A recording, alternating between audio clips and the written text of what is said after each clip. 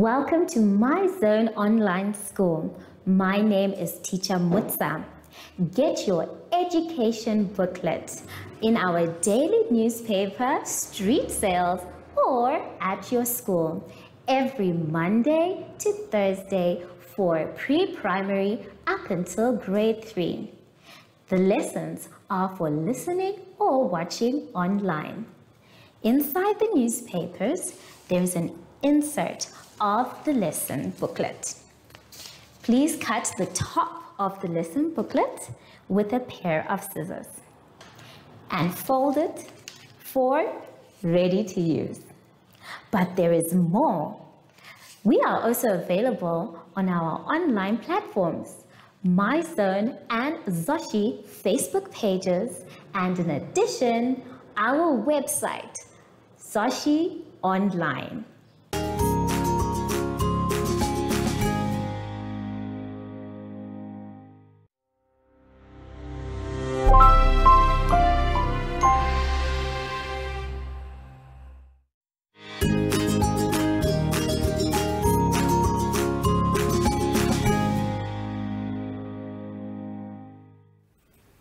Hello grade 3s and welcome to My Zone Online School.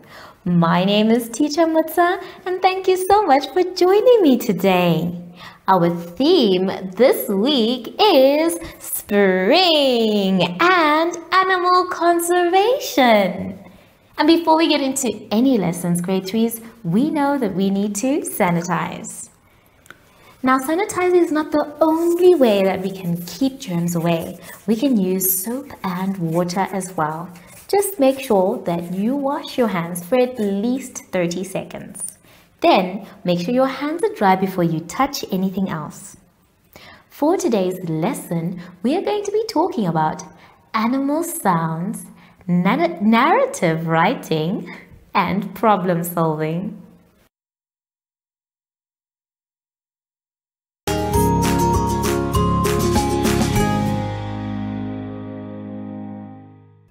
For our lesson, boys and girls, we are going to start on page 23.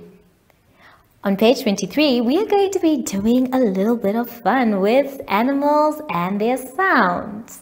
Now it's going to be our job to look at the picture and then write down the animal and the sound that it makes. So, we're going to do just 2 together. I want us to first look at the animals that I've written and you can tell me what sounds they make. So let's take a look at the board. I have 2 animals that I have written. Let me put that away. Thank you, teacher. I have 2 animals that I have written. The first one is a horse and the second one is cats. Now, I want you to try and make a sound like a horse. Are you ready? Everyone, let's pretend we are all horses. Hey! Let's try again. Hey! And they gallop. So, what sound do the horses make? Do they bark? Does it neigh? Or beep or meow? Well, in this case, a horse neighs. So we know that the sound that it makes is neigh. Very good, everyone. So a horse neighs. But what about a cat? Let's now try and be cats. Don't forget to cross out every word that you use so you don't use it again. Let's try cats. I'm a cat, and if I'm happy, I go meow, meow. So, what sound does a cat make? Does it bark? Does it beep? Or does it meow? Well done. I'm sure all of you are still being cats there because that's a nice sound to make. So our sound for the cats is meow. Good job. So To help you, you're going to look at the picture and then try to make the sound that that animal makes.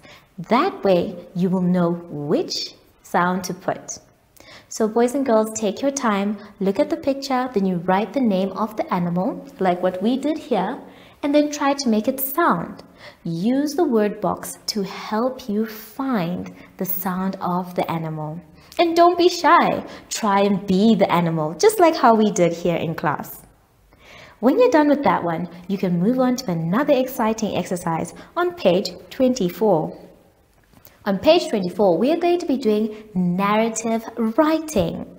Now, what is narrative writing? Well, this is when you are telling a story. You become the storyteller. And how you do that is by saying exactly what happened. This is called narration. Now, when you're writing what happened, this is now narrative writing. You are told a short story that you're going to have to continue. It says, you went to the zoo with your friends. You were enjoying the trip when suddenly you heard your friends screaming. A big snake was slithering on the road in front of you. Ooh, that sounds so scary. I definitely do not like snakes, so I can only imagine what happened. Well, now it's our turn to finish up the story. Our job is to describe what happened after that. You may use the following points for your story. You can tell us what your friends and what you did, where the snake came from, what happened to the snake, and how you experienced the rest of the trip. Now, you're going to make sure that when you write this narrative, the first thing you need to do is tell us what happened from your point of view. So, you can start with any of the points that are given. I'm going to use 2 of the points. The first one I will use is where the snake came from, and then what your friends and you did. So, let us begin with where the snake came from. Remember, when we're starting our narrative, we need to make sure that we start with a capital letter. Now, if I'm going to explain where the snake came from, I'm going to say the snake crawled out of its habitat. Let's try and put that in words now. So, I will start with capital letter T for the word the. Then I will continue. Small letter S for the word snake because it is not a proper noun. So we say the snake crawled. There we go. Remember to spell all your words correctly. The snake crawled out. Now, I don't have enough space for the next word, so I move on to the next line. Out of its, let's say cage. Habitat may be a bit too big for some of you, so we'll say cage. There we go, full stop. So the first sentence to continue our story says the snake crawled out of its cage. Then, now you can use something that is not in the points. Maybe we can talk about what the snake is doing or why it is out. We can actually say for the next sentence, it was very hungry. So, we can put capital letter I for the word it. Then we continue.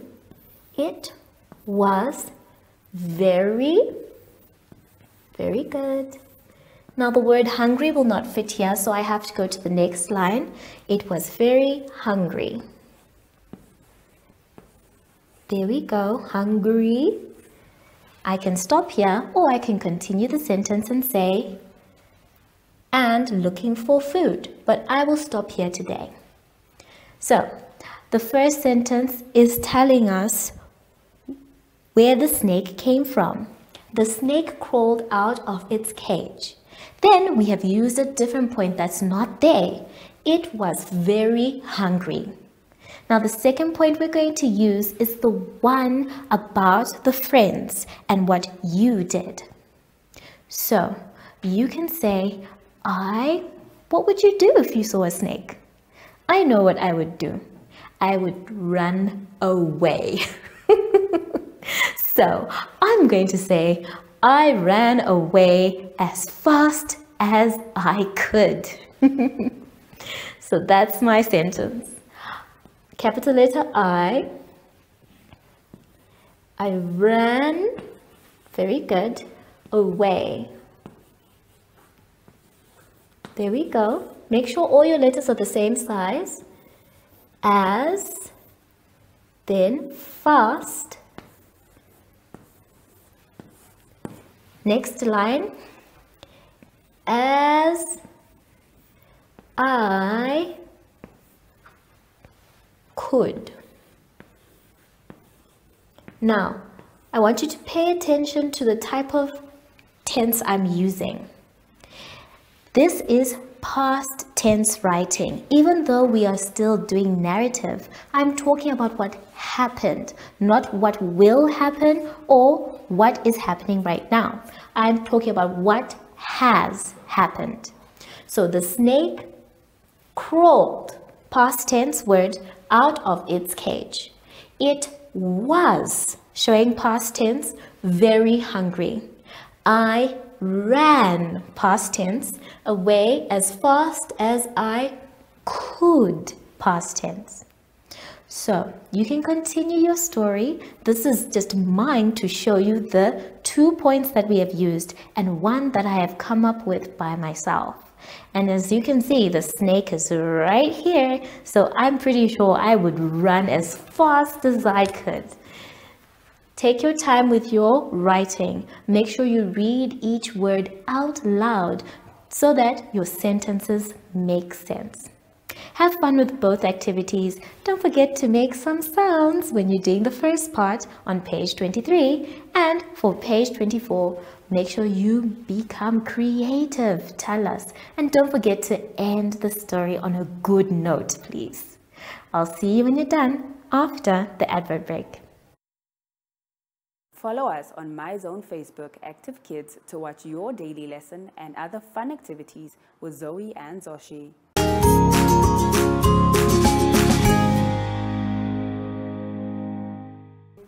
For our lesson now, boys and girls, let's go to 25. On page 25, we're going to have so much fun with the problem-solving sums. It is all about animals this week. So number 5 is talking about our animals. It says, at a waterhole, 67 zebras, 105 wildebeest, and 54 giraffes come to drink water. How many animals are there in total at the waterhole? At the waterhole, 67 zebras, 105 wildebeest, and 54 giraffes came to drink water. How many animals are there in total at the waterhole? Now, the first thing we need to do, boys and girls, is to extract our important information, which are the numbers. We know that we have 67 zebras, 105 wildebeest, and 54 giraffes. After that, we need to decide how we're going to get our answer. Do we need to add, subtract, divide, or multiply? In this case, we are being asked how many are there in total. Now, when you see the word total, it also is like saying all together. So in this case, we are going to be adding. Let's take a look at how we're going to add. Now remember, our important numbers are 67 zebras, 105 wildebeest, and 54 giraffes. For us to find out how many animals there are altogether, we said we are adding. But how are we going to add? Well, this one is simple. We first take the two small numbers and add them together. So we are going to say 67 plus 54. Then the answer you get after saying 67 plus 54, you are now going to put it at the wildebeest and add that number together. So let's add this one. We have 7 plus 4. 7 plus 4, boys and girls, when you put them together, give us 11. So we are going to say 1 at the bottom because we only have space for one digit, and then plus 1 at the top. Then we say 6 plus 5. 6 plus 5, boys and girls, we also know is 11. But we have our plus 1 that we got from our units. So 11 plus 1 more gives us 12. Now, because this is a final answer, we can put our 1 down here and our 2 in the middle. So now we know that 67 plus 54 will give us 121. So what we do is take our 121 and now we add it to our wildebeest. So let's begin. 105 plus 121. 121 is the sum that we got from adding both the zebras and the giraffes. We can now say 5 plus 1 gives us, yes, 6. And then 0 plus 2 gives us, very good, 2. And then 1 plus 1, it's obvious, gives us 2. So now we have our total. And because we have our total, we can go ahead and write our story sum answer, which is there are, we fill it in, 226 animals at the water hole. So take your time, boys and girls, make sure that you answer each and every problem-solving sum correctly. Try to add or subtract if you think the method you have used is wrong. Make sure you read it over and over again, use the numbers you have been given, and then write your answer in a sentence form. Have fun, and I'll see you when you're done after the advert break. Do you have children in the age range of 5 to 6 years and want to participate in our school booklet program? Please contact us on 081 74 3759 and we will put you on our distribution list for the attention of pre-primary schools. Topics include family, summer, culture, traditions and houses, transport and communications, occupations, autumn and more. We distribute countrywide in over 10 different languages.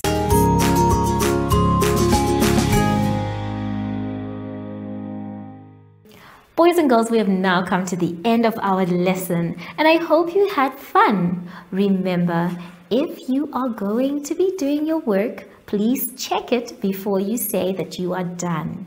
And if you don't know what to do, that's okay. Ask an adult for help. Just make sure that you finish your work by yourself. Now that we're done with our lesson, we need to sanitize. Now, as we sanitize, I would like you to please try as hard as you can to stay safe. Wear a mask when you go outside and make sure that you sanitize as regularly as possible. Make sure your hands are dry before you touch anything else. I wonder where our friend is today because he was supposed to come and visit us. Zoshi, Oh, there you are. Hello, Sashi. So, from Sashi and I, we would like to say thank you for joining us today and goodbye.